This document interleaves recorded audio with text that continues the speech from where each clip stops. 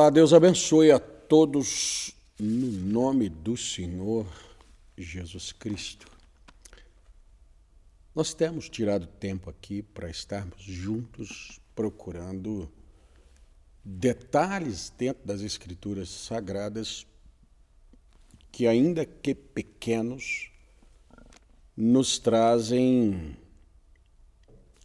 grande proveito ao descobrirmos aqueles segredos. Por isso chamamos isso aqui de chaves do Evangelho. Segredos dentro do Evangelho que nos trazem benefícios grandes. E eu quero meditar com você, a nossa escritura é 2 Reis, capítulo 8, a partir do verso 7. 2 Reis, capítulo 8, verso 7. Mas antes de ler 2 Reis, eu quero colocar 1 Reis, só para nós entendermos um pequeno detalhe aqui. Em 2 Reis, capítulo 8, nós temos Eliseu conversando com Azael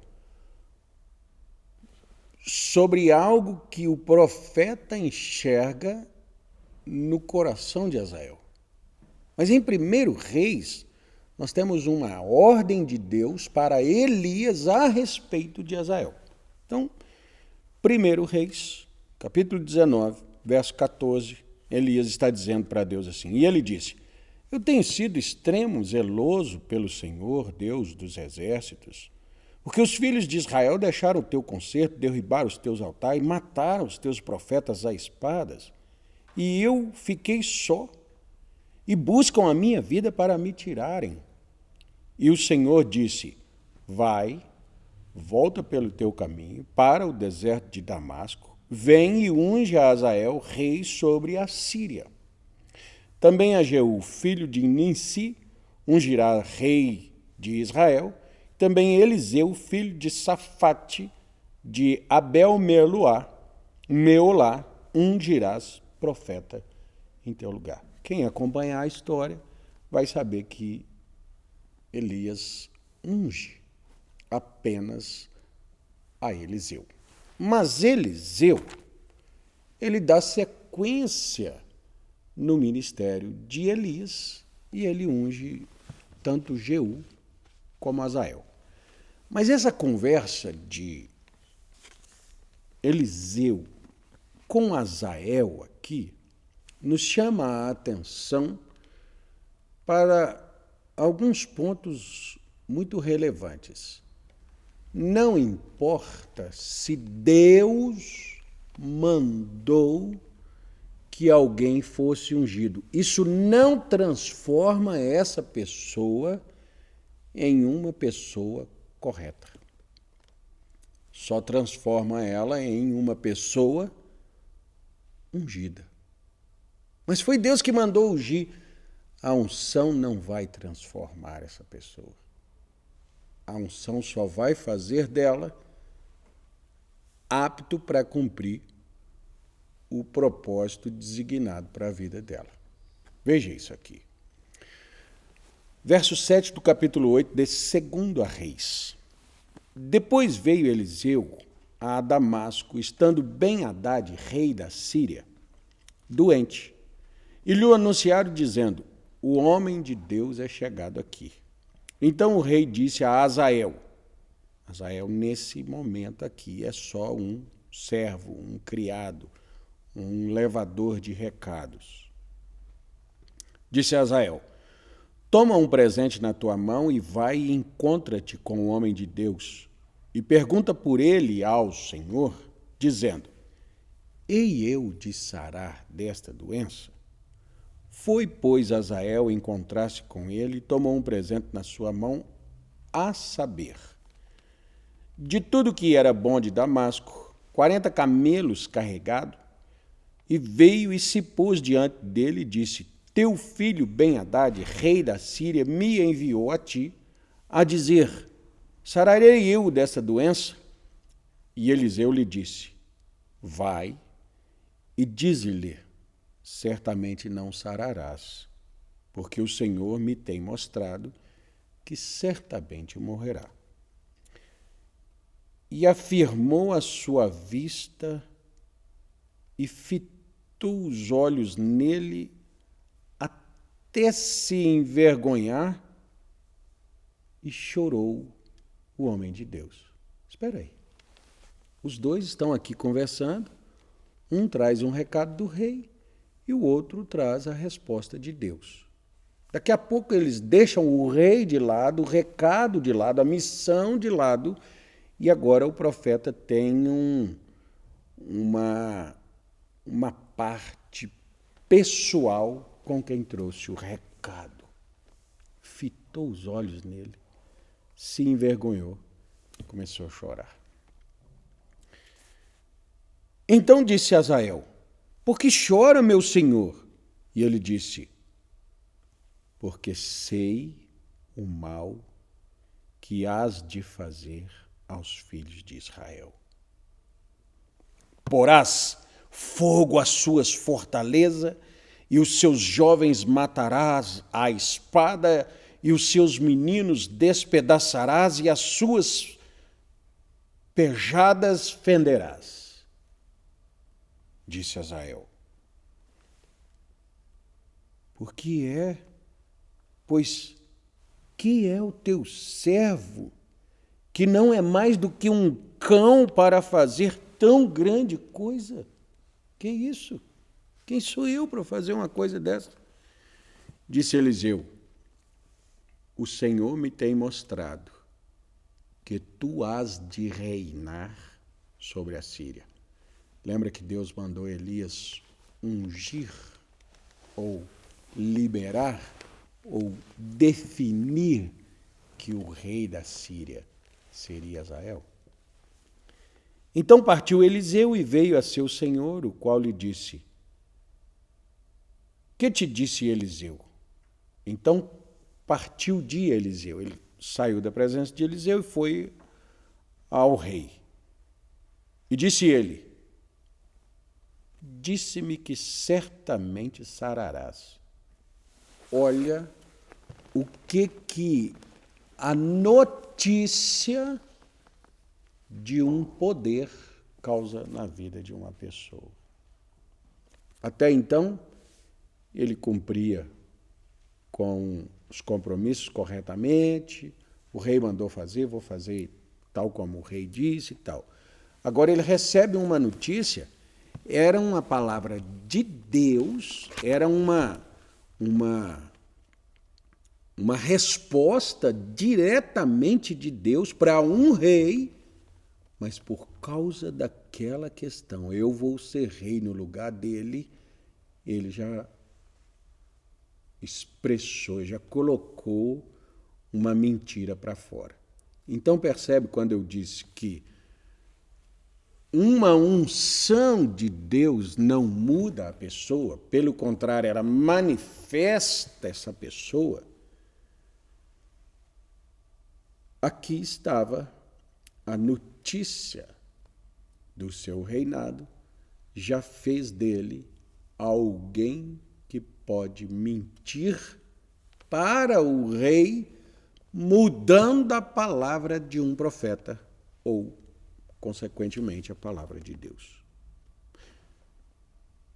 Eliseu mandou dizer: você vai morrer. Ele disse: não morrerás. Sucedeu ao outro dia que tomou um cobertor e o molhou na água e o estendeu sobre seu rosto e morreu. E Azael reinou no seu lugar. Olha, o reino é seu, Deus já disse que você vai reinar. Agora o profeta mandou dizer: não precisa matar. E o profeta já mandou dizer que o rei vai morrer, essa doença vai levar ele à morte. Mas ainda assim, ele resolveu matar o rei. Então, o profeta William Branham prega uma mensagem chamada Os Ungidos dos Últimos Dias. Ele disse assim: são pregadores da palavra de Deus, ungidos com a unção correta, fazendo a coisa errada. Por isso é que muita gente acompanha, muita gente segue esses ungidos, porque olham apenas na unção. Essa unção é de Deus, é verdade. É de Deus na pessoa que não é de Deus. É uma unção de Deus na pessoa que o coração está errado. Mas Eliseu, daí nós precisamos, disse o profeta William Branham na página 5 da mensagem A Visão de Patmos, no livro A Exposição das Sete Eras, na página 5 o profeta disse: é necessário ter percepção profética. Por quê? Porque o profeta, ao olhar para aquele homem, ele viu o coração dele, ele viu quem era aquele homem, ele disse assim: olha, você vai fazer... E olha que esse não é o estrago que o profeta disse. Ele não disse que eu estou chorando porque eu sei que você vai matar Ben-Hadad. Não, ele disse, eu estou chorando. E se você continuar lendo a escritura daí por diante, você vai ver que Hazael vem em Israel e arruaça com a coisa toda e provoca guerra e faz exatamente aquilo que Eliseu disse que ele faria. E ele próprio, quando recebeu aquilo, ele disse: que isso, eu sou só um cãozinho, não sou ninguém. Ele falou: não, você vai ser rei. Enquanto eu sou só um cãozinho, enquanto eu sou ninguém, eu sou humildezinho, eu sou obediente, não, eu não faço nada. Mas quando o poder chega, aí, espere. Vê que mudança de... Eu não vou dizer uma mudança de personalidade, porque aquilo estava oculto nele. Mas que mudança de status. E o que status faz com as pessoas? Qual o teu status? De obediente ou de quem manda? De temente, de humilde ou de alguém que assumiu o poder e agora faz-se como eu quero e não haverá oposição? Eu quero ler uma outra escritura aqui para nós entendermos a capacidade de Deus de conhecer as pessoas. E saber que eu e você não nos escondemos e nem estamos livres de sermos sondados por Deus. Hebreus, capítulo 4. Com o que Deus faz essa sondagem, né? O versículo 12 de Hebreus 4 diz assim: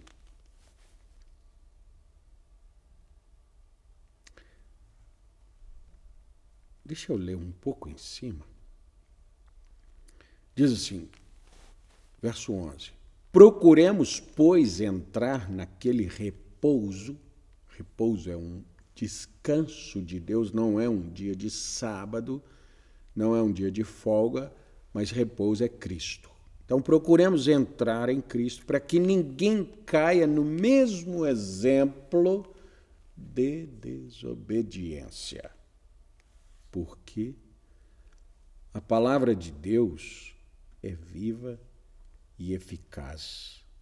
E é mais penetrante do que espada de dois gumes e penetra até a divisão da alma e do espírito e das juntas e medulas e é apta para discernir os pensamentos e intenções do coração. E não há criatura alguma encoberta diante dele.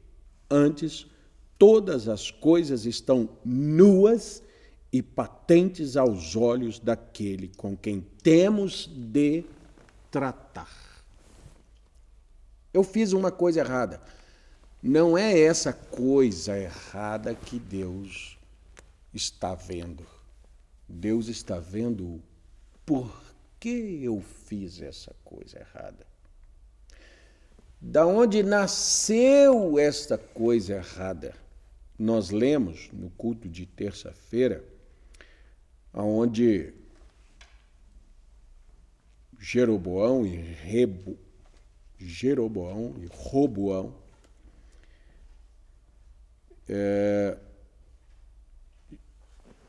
reinaram ao mesmo tempo em Israel e Judá, porque Israel foi dividido. Então,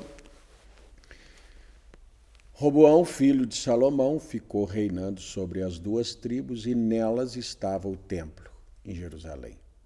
E as outras 10 tribos tinham que subir a Israel para fazer a adoração nas festas. Então, dentro do coração de Jeroboão começou um pensamento assim, e se esse povo for e ficar? Rapaz, seja pelo menos sensato. Esse povo não pode ficar lá porque lá é pequeno, territorialmente é pequeno. A terra está aqui, as heranças estão aqui. Ah, mas e se o coração deles voltar para lá? Ah, mas e se eles não me quiserem? Ah, mas e se isso? Quer saber? Eu vou mudar a palavra de Deus. Ele resolveu mudar a palavra de Deus, porque a palavra de Deus era que se adorasse no templo. E era que se subisse lá, e era que se fosse lá nos dias específicos, nas datas específicas, às vezes específicas, tinha que ir lá. Então, assim como Azael muda a palavra de Deus, aqui Jeroboão muda a palavra de Deus, mas ele muda ela no coração dele primeiro. Ele diz assim, eu vou fazer um lugar para eles.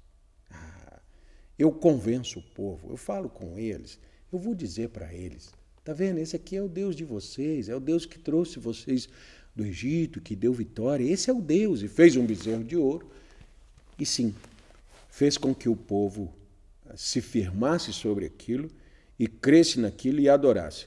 Por causa disso, Deus lhes tirou herança lá nos 144.000 em Apocalipse.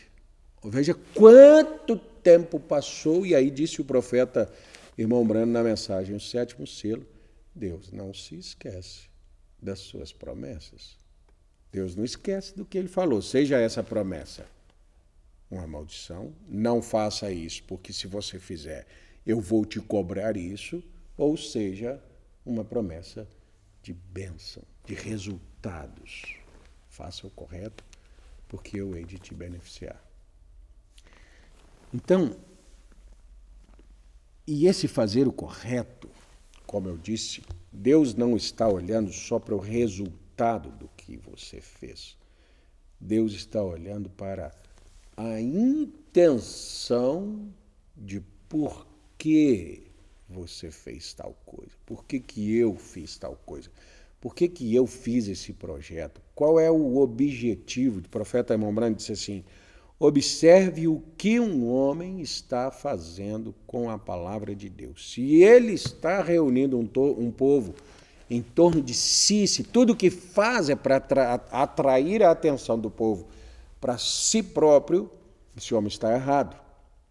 Há uma mensagem que ele diz assim, eu nunca trago uma mensagem para que as pessoas me acompanhem. Eu sempre trago uma mensagem que eu creio que Deus tem colocado no meu coração e que será de benefício para o povo. Aí o profeta completa o primeiro raciocínio. Se esse homem está fazendo de tudo para juntar o povo em torno de Jesus Cristo, então ele está correto. Esse homem tem o coração correto, por quê? Porque nós pregamos a palavra para que Jesus Cristo seja exaltado, para que o reino de Deus seja conhecido, assimilado e as pessoas sejam abençoadas. Mas o evangelho, desde os nicolaítas, ele está sendo usado para poder em torno de um homem, poder em torno de um projeto humano. Nicolaítas?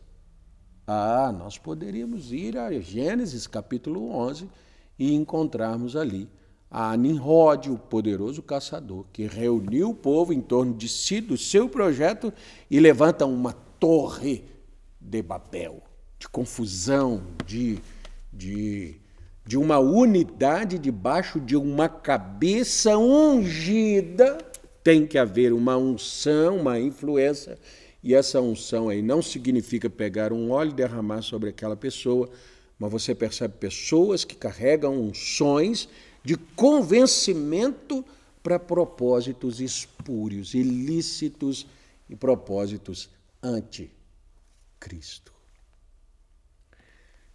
Daí, a chave é: conheça o coração das pessoas. Meu Deus, como é que eu faço isso? Tenha o espírito do mensageiro da época, da era. Tenha o espírito do Senhor Jesus Cristo. Olhou para Natanael e disse assim: eis aí um israelita em quem não há dolo. Mestre, de onde me conheces tu? Percebe a palavra de Deus que penetra e vai até as juntas e medulas. E aí o profeta, a Bíblia Sagrada, o apóstolo Paulo nos mostra, e o profeta recomenda discernimento de espíritos. Nem todos ungidos vão fazer coisas corretas. Nem todo espírito vai trazer espiritualidade para as pessoas. Como assim?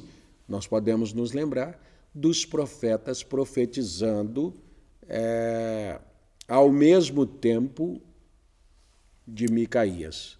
Eles haviam recebido uma unção, uma visão, uma visitação espiritual, e aquela visitação espiritual fez com que todos eles falassem uma coisa boa para o rei Acabe. Quando Micaías veio falar, Micaías era ungido do Senhor e, portanto, ele falou o contrário aos que os profetas haviam dito. Os profetas tinham a certeza de que haviam recebido algo espiritual e era verdade.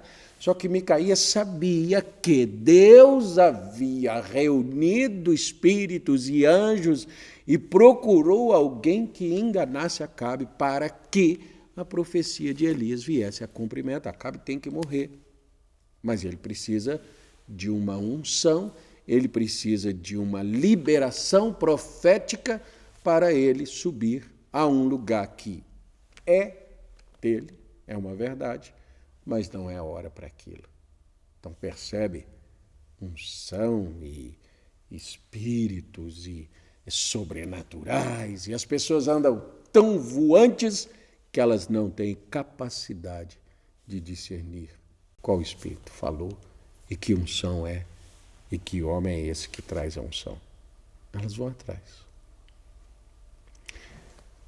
Que Deus te abençoe, e eu espero que todos nós possamos buscar mais de Deus para que nós tenhamos discernimento, porque nós vivemos em um tempo de, vamos dizer, uma confusão de unções.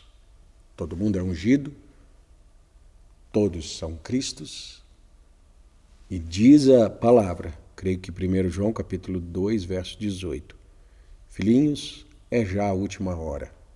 Por que sabemos disso? Pois muitos se fizeram anticristos. Há muitos por aí. Deus os abençoe. Até nosso próximo vídeo, se Deus quiser.